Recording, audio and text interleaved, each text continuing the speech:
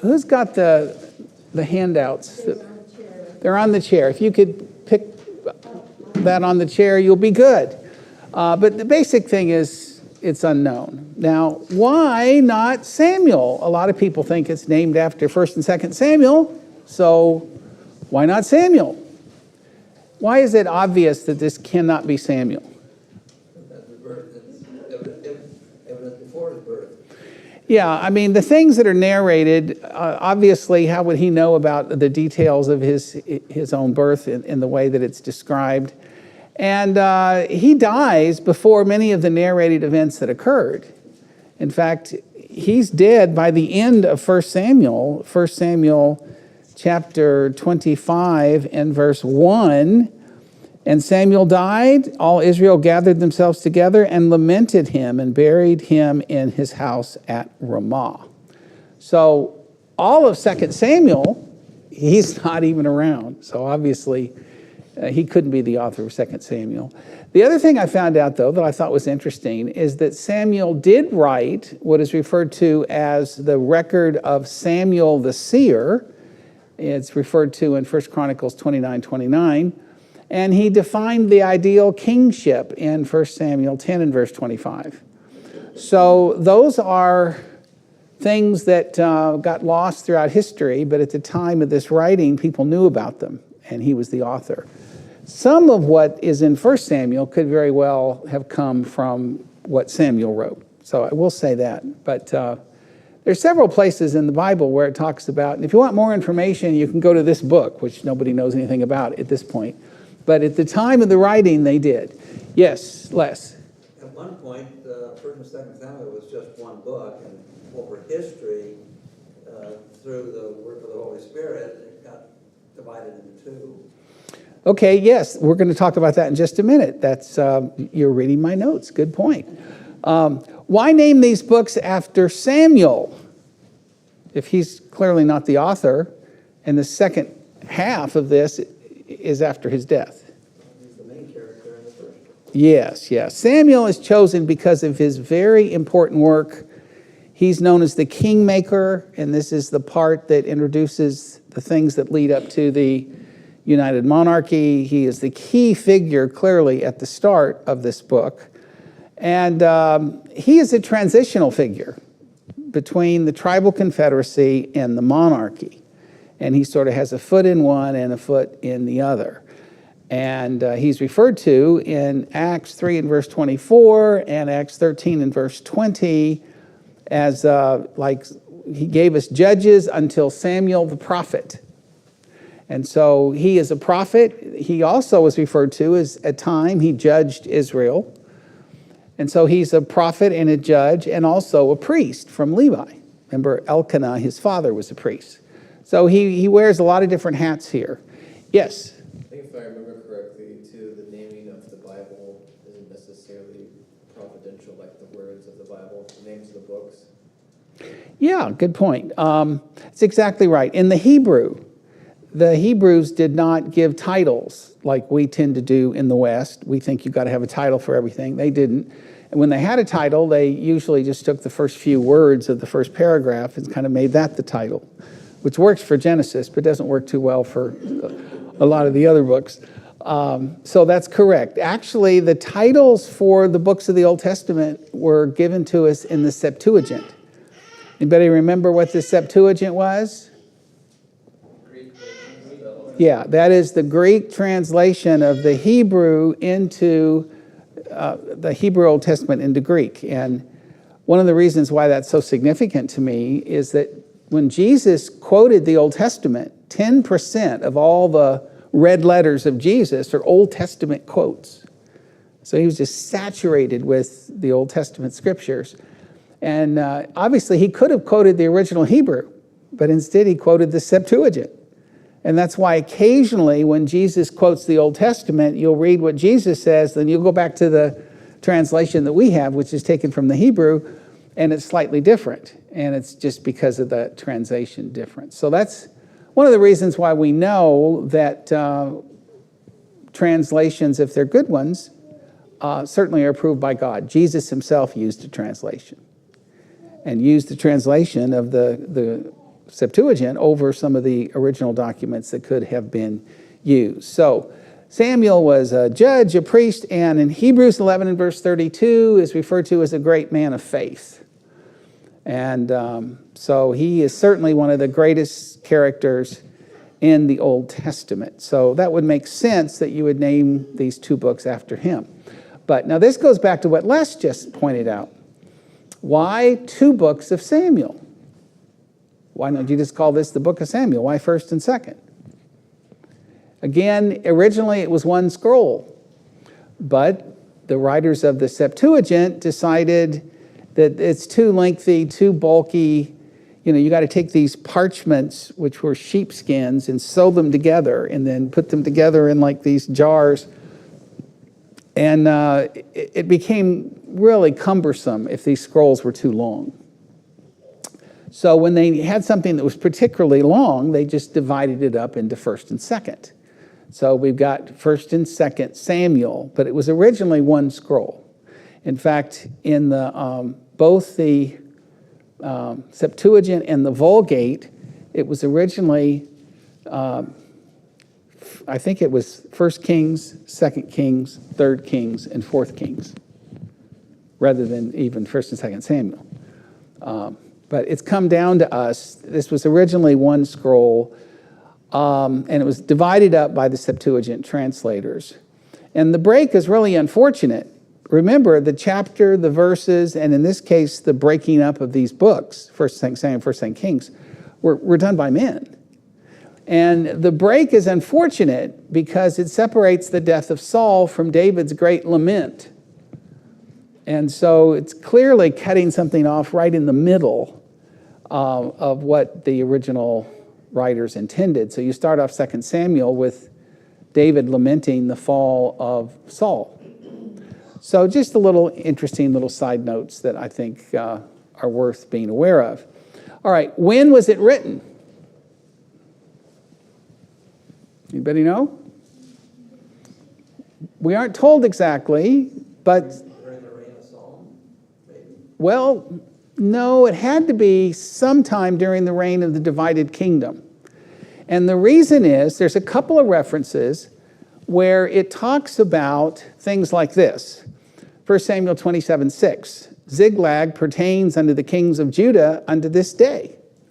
So this clearly was after you had kings in Israel and kings in Judah. So this was written probably early on in the divided monarchy to explain kind of how we got to this point. All right?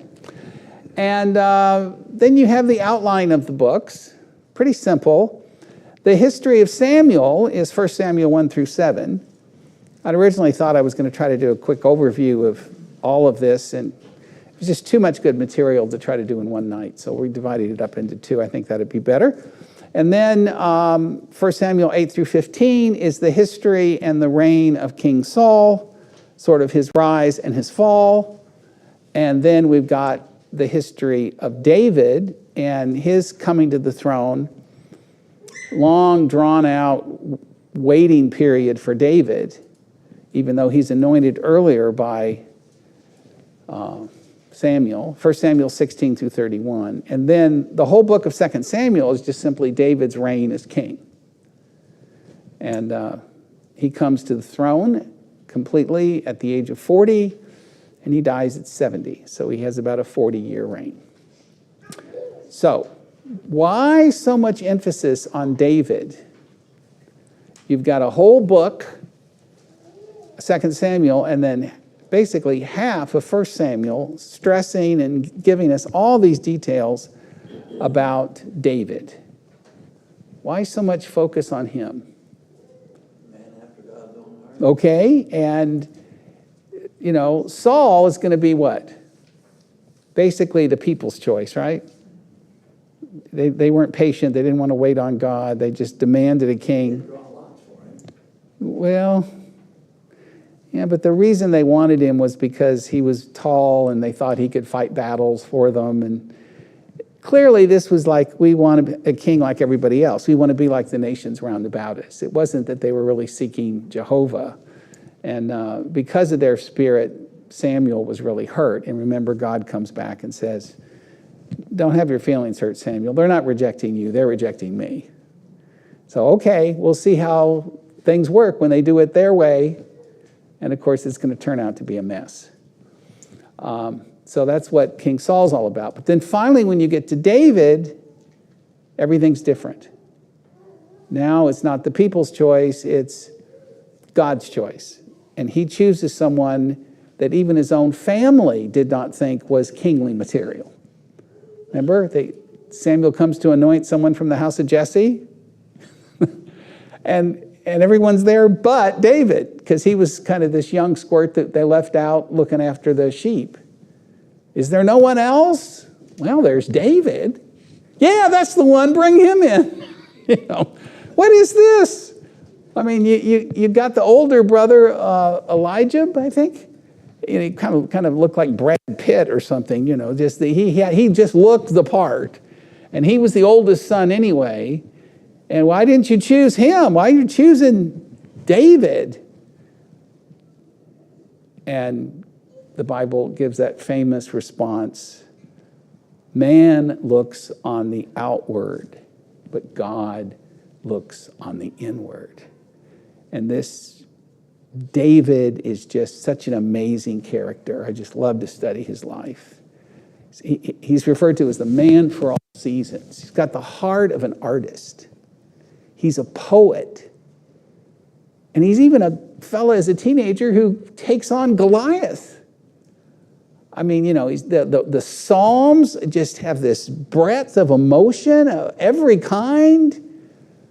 I mean, he was, a man of faith, and he was brave, and he wrote the nation's hymnal. And how'd you like to have the president write the hymnal that you sing on Sunday? Could you imagine that? And yet he also had a feet of clay. And he winds up having a time where he sins miserably, embarrasses himself, and causes the enemies of Jehovah an opportunity to blaspheme. But he comes back and repents and shows us the model for repentance.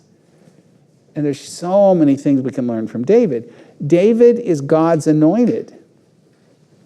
What is the Christ? God's anointed one. And Christ, as far as the prophets are concerned, is the second David. In fact, they kept on talking about David's coming back, David's coming back. That a lot of the rabbis and the scribes thought that David was going to be reincarnated. And in Acts 2, he says, no. That Jesus wasn't David. David's in the tomb. And you can go and see his body to this day, because they had David's sepulcher there in Jerusalem. No. It was never meant to be David literally, but someone like David, someone after God's own heart, someone that is God's choice. And interestingly enough, someone that's going to bear sin like David, only in this case, the second David, Jesus, will be completely innocent because he bears the sins of others. I mean, there's just no way somebody could have made all this up. So obviously, the focus here is on David, and he's going to prepare the way for the golden age of Israel's history. Because under Solomon, they're going to finally possess and rule over all this land. And finally, they're going to be the ones that are in charge. They're the superpower of the day. It's not going to last for long because of their sin. But God had promised them that something great would happen through the seed of David, right? And so David is emphasized here throughout the Bible.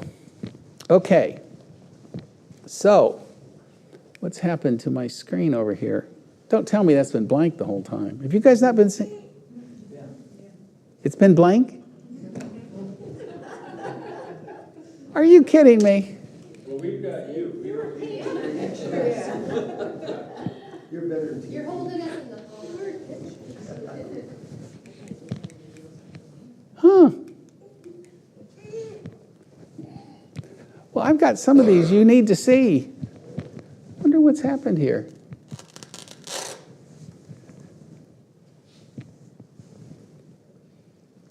Are you still in presentation mode, Brent? In the PowerPoint? Let me check. Did that turn them both off? I don't think your issue is connected to your laptop. I think the issue is just getting the presentation done. Okay, well, let's check it out, brother. Usually it just goes on automatically. I'm on the slideshow. Go ahead and see what you can do. What do you think? Because, see, this is showing. Yeah, you're actually on it. At times like this makes me wish CJ was here. Let's try this again. Is Aaron here tonight? All right, I just had to redo it. Thank you. We don't need CJ. We got Chase. I just thought, what is CJ to do? When in doubt, reboot. Okay? All right. So how much time is covered? 125 years. Let me go back here. Okay. Here we go. 125 years total. 1140 to 1015 BC. So we're dealing with the last two judges, Eli and Samuel, and the first two kings, Saul, and then David finally being crowned. Then 2 Samuel is his reign. Okay, so there we go. So Samuel is an important transitional figure. Let's look at his birth and early life. It's very interesting. He winds up with these very wicked children. It's very sad.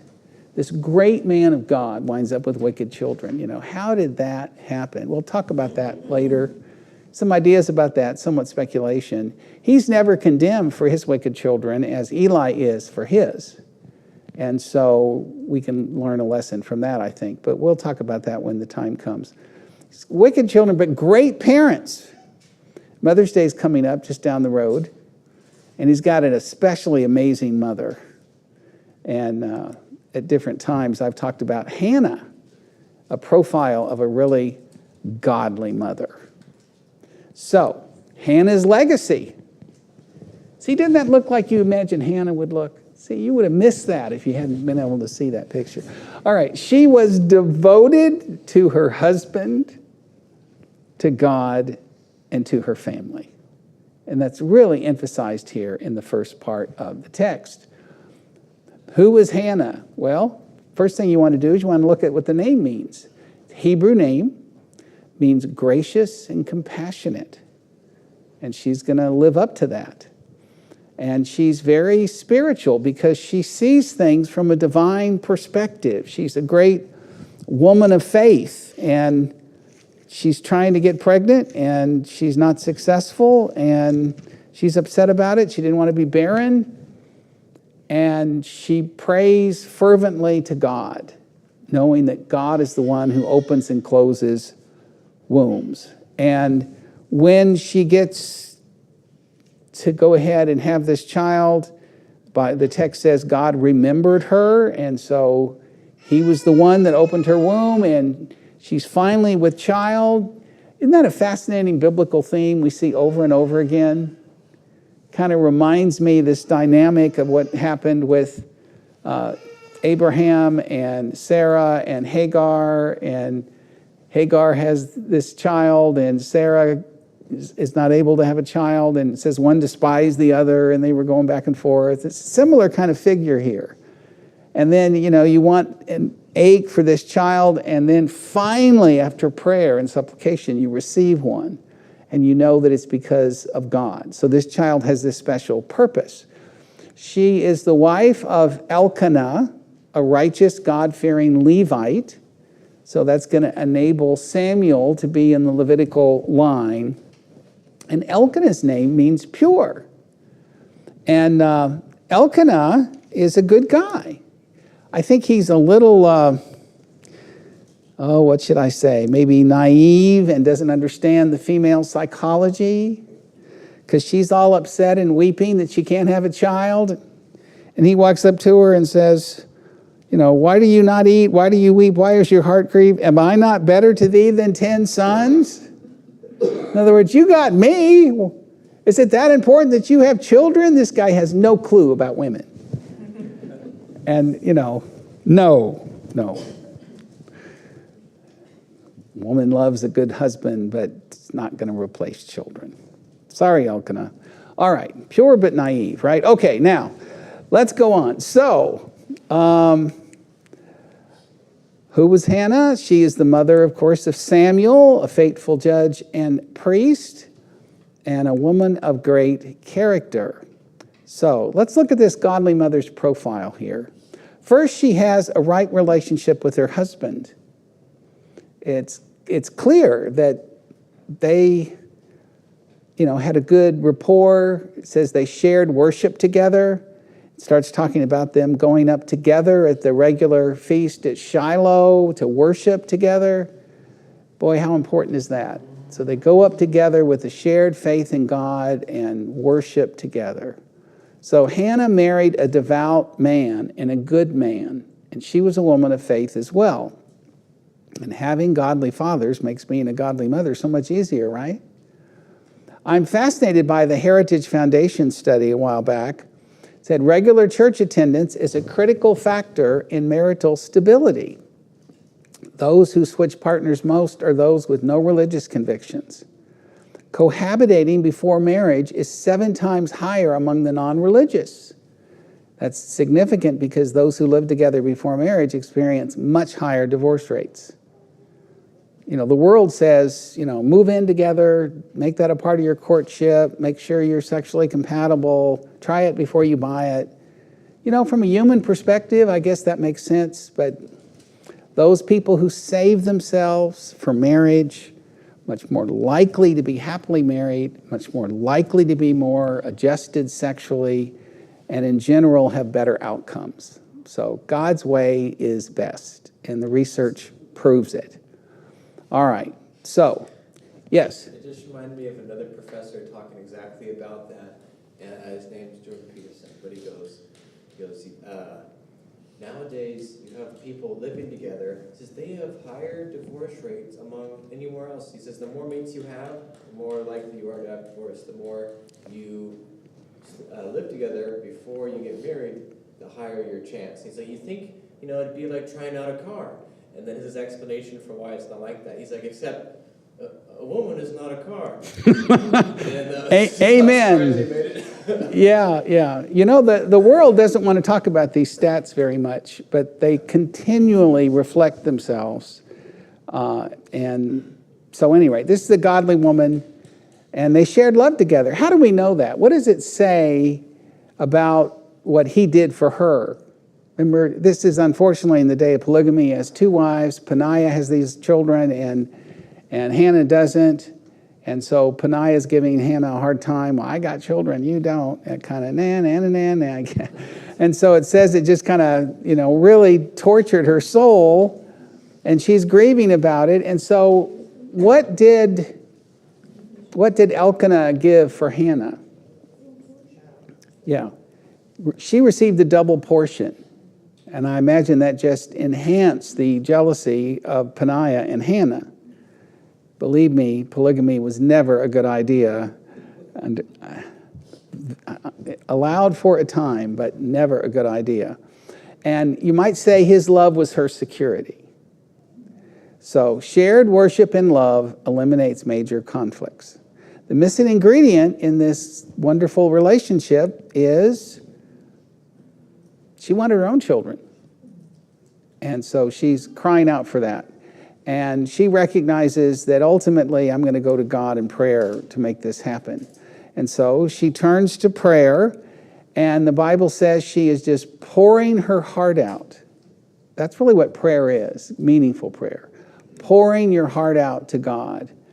And Eli is seeing her doing this right here near the Holy of Holies and the holy place, right there in the presence of God. And she's just sort of moving her lips, but praying silently. And what does he think? Yeah, he thinks this woman here comes before the temple drunk, and he's, tells her, what kind of wicked woman are you here drunk in front of the temple? Get out of here. Or I should say the tabernacle temple wasn't built yet. And she goes, no, you misunderstand me. I'm not that kind of woman at all. I'm a pure woman. I'm a woman of faith. I'm a woman of fervency. And how do you know? Well, she knew that God is the source here of children. And that's a theme throughout the Bible, that God is the one who opens and closes the womb. All right, so she also has a right relationship with God. She's clearly a selfless steward, because what does she offer to do if God will answer her prayer and give her a child?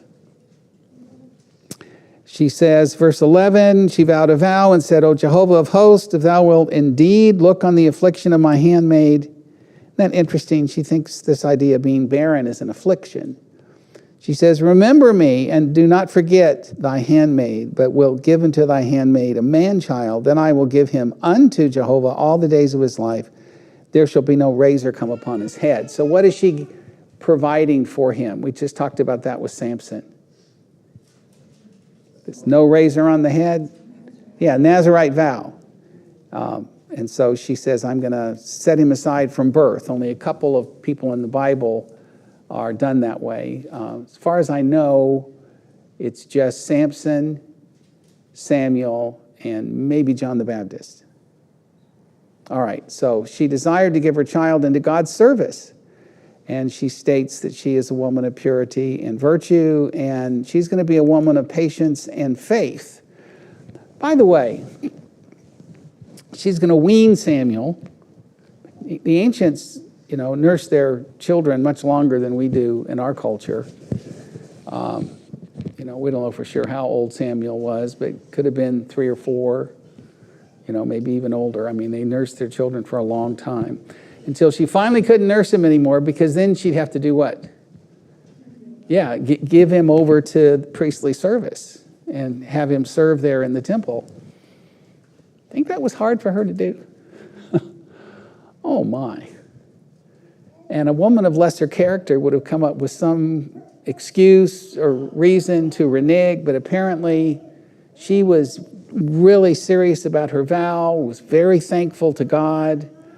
And not only does she go ahead and deliver this cute little boy, Samuel, up to Eli to be raised there in the tabernacle and to be trained to be this great man of faith, but she, as she drops him off, chapter 2, let's start with verse 28 here.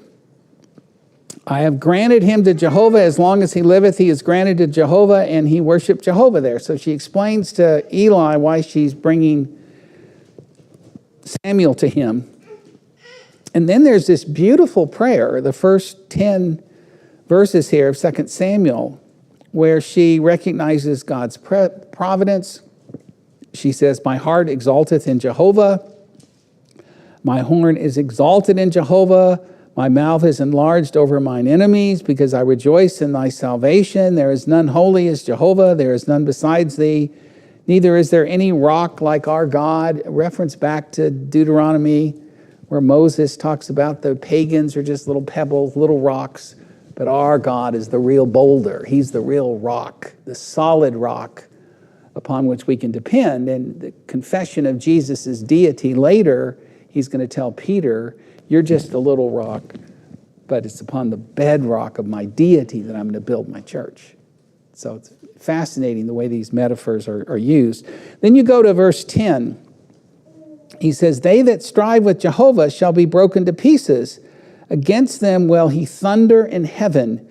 Jehovah will judge the ends of the earth, and he will give strength unto his king and exalt the horn of his anointed. So this is actually a, prophecy of the Messianic kingdom, that it's ultimately going to be triumphant. It will go throughout the ends of the earth, not just Israel. And the horn, or the power of his anointed. Remember, Christ means anointed one. So this is a reference here at the end to a messianic hope. And Elkanah went to Ramah to his house, and the child did minister unto Jehovah before Eli the priest. So the result of her doing this and her being a woman of faith, says verse 19, God remembered her because of her prayer. In fact, she's weeping and crying and unhappy and just beside herself when Eli sees her and thinks she's drunk. And then Eli says, oh, well, if that's how fervent you're praying, go home, my child. God's going to answer your prayer. And it says she left revived in spirit. She wasn't sad any longer. Obviously, why? She was not pregnant at the time, but she believed that she would be with child soon, that her prayer would be answered because Eli came along and said that it would be. So, no doubt at all. It's a woman of faith. She conceived and bore a son and called him Samuel. Now, I just love this. You know, I love the meaning of names, but this one's really special. Why'd she name him Samuel? Because that means God asks or God hears. Literally, it means answered prayer. There's a lot of Samuels around, and oftentimes I will tell them, well, you know, waiter, you know, come up and Sam. I'll say, you know what your name means? No, should I? Yeah, it means answered prayer. I'm sure your parents thought that when you were born. He goes, well, I sure hope so. I mean, it's just a great conversation breaker to understand names and their meanings and talk to people about it. Ask of God, and that's exactly right. So he's going to have a very special purpose, and this song of thanksgiving is actually parallel and similar to the Magnificat, which is what Mary, the mother of Jesus, says after she realizes that she is pregnant with the Son of God. Very interesting. Okay, and she has a right relationship at home. She's dedicated to Samuel. She dedicates him to the Lord, as all good godly parents should do. And she never forgot Samuel. This is the neatest part of the story. She doesn't just drop him off and just forget about him. Though he needs to be there doing these temple duties, what does she do every year when she comes up for the pilgrimage feast? Yeah, she brings him an ephod, a new coat. So he's wearing the ephod, the priestly garment. So he's growing, and so she knits and makes this special garment for him to wear.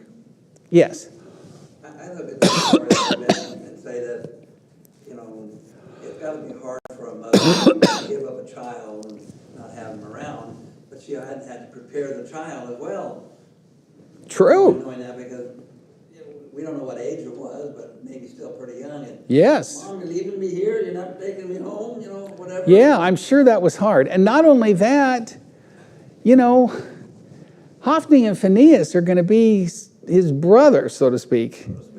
And they were terrible influences. But he didn't let that stop his dedication to be holy and pure and an example for everyone. And the Bible says that this story spread and everybody knew that Samuel was of God. And isn't that a great reputation for someone to have? So the final result is the Lord never takes without giving. So the Lord visited Hannah, and she conceived and bore 3 sons and 2 daughters. So she winds up having 6 kids total, just like Natalie Pleasant's going to have. Of course, I don't know that. You might have more than 6, right, Natalie? Who knows? But if you have 6, you're going to have the same number as Hannah. That's pretty cool, right? And the child Samuel grew before Jehovah. You know, all of our children, God is aware, they grow before Jehovah. But obviously, he was constantly aware of his, in some ways, special purpose, special origin, and even Eli knew that he had special purpose and was going to do good things at a time of great wickedness. Remember, this is at the tail end of the Judges, right? Dark ages of Israelite history. So I want you to notice the contrast here. Eli's sons are wicked. Well, we don't know why for sure, but I think it's interesting in this text, the mother is not in the picture. Isn't that interesting? Nothing is ever said about Mrs. Eli, but all this focus is on Hannah. And so that, I think, fits well. There's no price high enough to value the virtue of a godly mom. Amen, Elijah? Amen.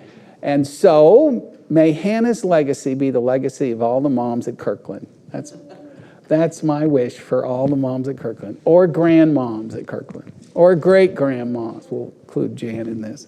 All right, go ahead, Chase. I had a question about, Eli says, go in peace so that, and may the God of Israel grant your petition. Was it, did you have a version that said he said you will? Well, maybe I misspoke. I mean, it's just the idea that he's saying. I mean, she does, and she's happy, and she goes on her way. But I thought it was interesting, all he says was, may God. I mean, to me, that sounds just... Well, my translation says, go in peace, the God of Israel grant thy petition that thou hast asked of him. It doesn't say, and may the God? No, it just says the God of Israel. So it's different. Yeah, I took it more like he was saying, this is going to work for you. And the commentators I read said the same. That's interesting. All right, so notice the contrast between the sons of Eli and the sons and Samuel. Sadly, Samuel, as I said, is also going to have wicked children, which is too bad. But part of the text is going to be talking about the wicked, terrible deeds of the sons of Eli, Hophni and Phinehas, and Samuel, who's just pure as the driven snow. And he's not going to be putting up with all that. And so what are some of the things, well, before we get into what was Eli's sin, what are some of the things that Eli's sons were doing that was so terrible? They were greedy. How were they greedy? Yeah, they were making sure they got a bigger portion. There was a certain portion of the meat that, according to the law, the priest could keep because you were supposed to support the priesthood. And they were going way above board what they should. And the people knew it, and they basically threatened them, if they didn't go along with it. Be like somebody walking in the back and putting their hand in the contribution without the brethren deciding how that should be divided up. So that was bad. But what was even worse is, what were they doing right in the door of the house of meeting? Sleeping around. Yeah, they were committing fornication right there, sort of at the doorstep of the holy place. And all Israel knew it. And so Eli comes to them and says, not only have you been irreverent and greedy and immoral, but, you do it right there in God's presence. I mean, this has just got to stop. And he says, you're causing many people in Israel to transgress. Wait just a minute, Elijah. So I think that means that some people knew of the corruption of the time. And so they were supposed to go to Shiloh, to the tabernacle, and supposed to give of their offerings, but they didn't because look what I got to deal with. I can understand how that would discourage people and cause some people to transgress. Not right, but, so Eli's going to reprimand them. But as we're going to find out, he's not going to restrain them. He's not going to stop them from doing that. And God is going to be upset with him because of that. Okay, Elijah, you had a comment. In Numbers, was it, I know Eli's son was Phinehas, but was it Phinehas as well in Numbers? Another Phinehas that is speared? Mm-hmm.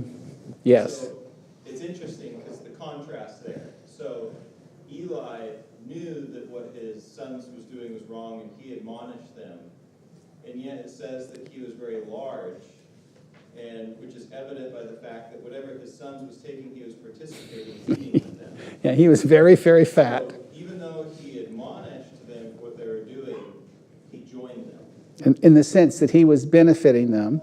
And his son... As opposed to the son that he named, Phinehas, the Phinehas before him had so much zeal to not tolerate and to purge evil from the midst that he killed those that he stopped somebody that was in the act of adultery. Yeah. That is interesting. I hadn't thought about that connection, but that's right. Certainly, historically, they had to be two different people, but just named the same. So again, we parents, what was Eli's sin? Yeah, he restrained them not. In fact, the text says when the man of God comes to prophesy against him, he says, you honoreth your sons above me. In other words, you You knew what they were doing was wrong. You told them it was wrong, but you should have disciplined them. You should have removed them from that position, especially since Samuel was available, right? And so, occasionally in a church situation, you have a need for church discipline. And oftentimes the old saying is blood is thicker than water, and suddenly you don't treat a relative the way you should because you won't discipline a blood relative. You honor your children above God. Or you love your kids enough to instruct them, but not to discipline them if they don't obey. And this is talking about, you couldn't act in the priesthood until you were 30. So these are grown kids. But Eli is still over the tabernacle. Very interesting. What did the man of God prophesy? That because of this, the house of Eli would end and it would be replaced with another. And let's conclude here. Our time's just about up. This prophecy here in verse 35, if you haven't highlighted this, you should. He says, I will raise me up a faithful priest, that thou shalt do according to that which is in my heart and in my mind, and I will build him a sure house, and he shall walk before mine anointed forever. Now, obviously, this is looking forward to Samuel, but this says he's going to walk before my anointed forever. So this has messianic implications as a faithful priest that's going to last forever, not just a priest that's going to be temporary. So no wonder these were written in the Hebrew Bible under the books of prophecy, not history. And then when God speaks to Eli directly, which is really cool, remember this was during the time of the judges, there's no frequent vision. God hasn't spoken directly to people. That's not a normal thing. But then he's just some young, I don't know how old he is, preteen, young teen. But he says, speak God, speak Lord, thy servant heareth, which is a great attitude. Okay. Next week, we'll look at Samuel as a judge, 1 Samuel 4 through 7, and then Mark Miller will be my substitute. I'll be gone at a gospel meeting, and he'll look at 1 Samuel 8 through 14. Thank you all for being here. Appreciate your feedback. God bless. And Chase, thanks for fixing my overheads that I didn't know were not showing.